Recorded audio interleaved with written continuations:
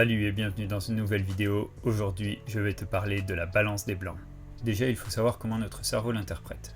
L'œil humain est capable de la faire automatiquement. On nous présente une feuille blanche et quel que soit l'éclairage, quelle que soit la lumière, notre œil la verra toujours blanche. Une caméra, quant à elle, ne sait pas le faire. C'est pour ça qu'on va apprendre à régler la balance des blancs. Comment on obtient un blanc? Le blanc s'obtient par trichromie. C'est le mélange de trois couleurs, le RGB, rouge, vert, bleu. C'est très simple. On mélange les trois couleurs par luminescence et on obtient un blanc. Voilà la référence pour notre capteur. Pour graduer cette balance, on va utiliser une échelle qu'on appelle les Kelvin. Elle va de 1000 à 12 000, 1000 étant le chaud, par exemple la lumière d'une bougie, et 12 000 le froid, plutôt un ciel polaire. On va maintenant décomposer la vidéo en deux parties. La première partie, c'est pour les personnes qui vont filmer en Rec 709, donc basique, sans log, sans aucune altération de fichier logarithmique. La première question que l'on peut se poser, faut-il faire ou non la balance des blancs? La première chose à savoir, si on fait la balance des blancs en extérieur, on va perdre toute notion temporelle de la journée. Que l'on filme le matin ou le soir, il n'y a plus de graduation de couleur, on n'a plus d'impression de lever de soleil, coucher de soleil. Donc si vous voulez garder cette graduation temporelle de la journée, il va falloir que vous adaptiez vos Kelvin au moment de la journée et ne pas utiliser de balance des blancs. Maintenant, je vais prendre l'exemple de l'intérieur.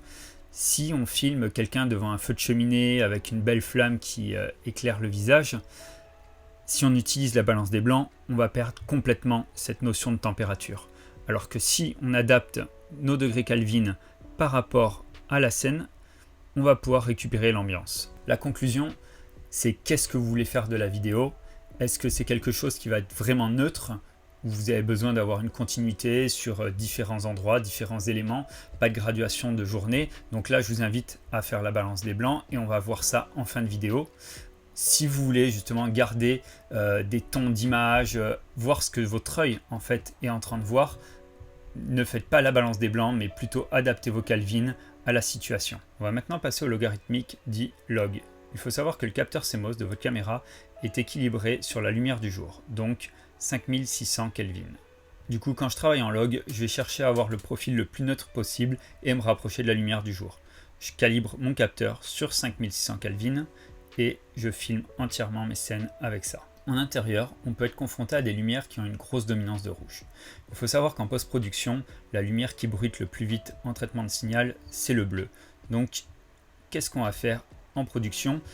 On va mettre sur notre objectif un filtre CTB, ce qui va nous permettre d'aider notre capteur à traiter le bleu. Alors maintenant, si on a besoin de la faire cette balance des blancs, comment on fait? Il va vous falloir un accessoire indispensable, c'est une feuille blanche. J'en ai une en permanence dans mon sac, ou encore mieux, une charte de gris. La charte de gris, elle va vous permettre d'avoir un blanc, un gris et un noir.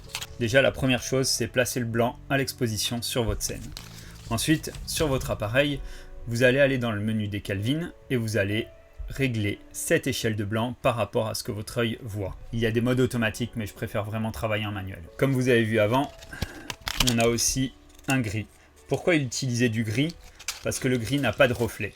Et on va avoir une balance des blancs tout aussi correcte. Les deux se rapprochent beaucoup, on a très peu de nuances entre les deux. Vous pouvez utiliser du blanc ou un gris 18%. Cette vidéo est maintenant terminée, merci de l'avoir suivi. Je te dis à demain pour une nouvelle vidéo. Et surtout, reste créatif.